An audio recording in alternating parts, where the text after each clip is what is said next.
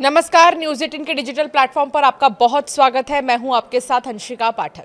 America ने आधिकारिक रूप से विश्व स्वास्थ्य संगठन यानी WHO से खुद को अलग कर दिया है।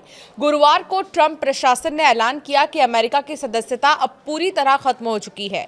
ये ठीक 1 साल बाद हुआ है जब राष्ट्रपति डोनाल्ड ट्रंप ने WHO से बाहर निकलने की प्रक्रिया शुरू करने वाला आदेश साइन किया था।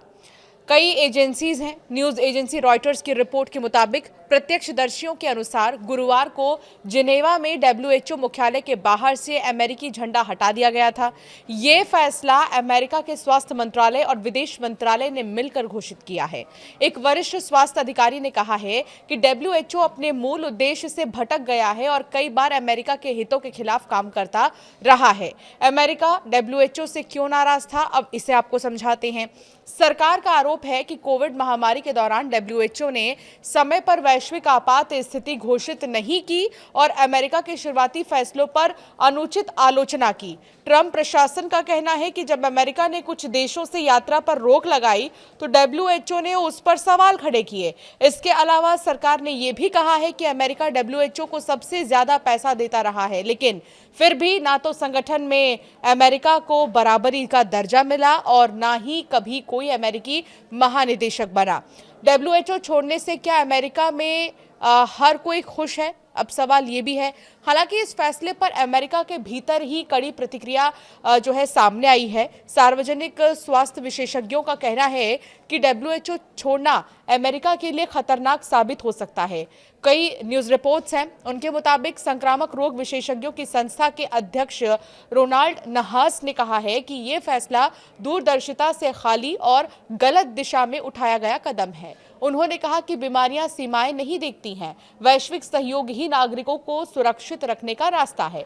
WHO से बाहर निकलने से अमेरिका को इबोला जैसी उभरती बीमारियों और हर साल फैलने वाले फ्लू पर नजर रखने में परेशानी होगी। इससे यह भी प्रभावित होगा कि अमेरिका सही वैक्सीन स्ट्रेन चुन पाएगा या नहीं। एक्सपर्ट्स की अमेरिका को क्या चेतावनी है, अब आपको ये भी बताते हैं। नहास ने साफ कहा है कि WHO छोड़ना वैज्ञानिक रूप से लापरवाही है। ये संक्रमण रोगों की बुनियादी प्रकृति को नजरअंदाज करता है।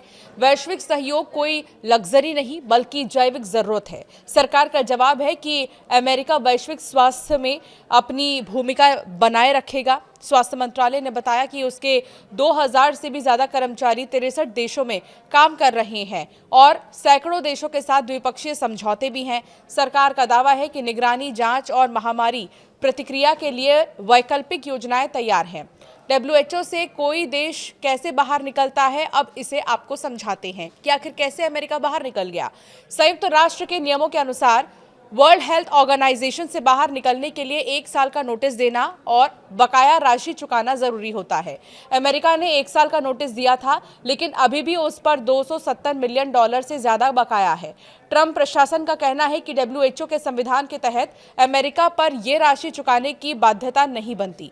WHO ने कहा है कि अमेरिका के इस फैसले पर फरवरी में होने वाली कार्यकारी बोर्ड बैठक में चर्चा होगी और उसी के अनुसार आगे की कार्रवाई होगी।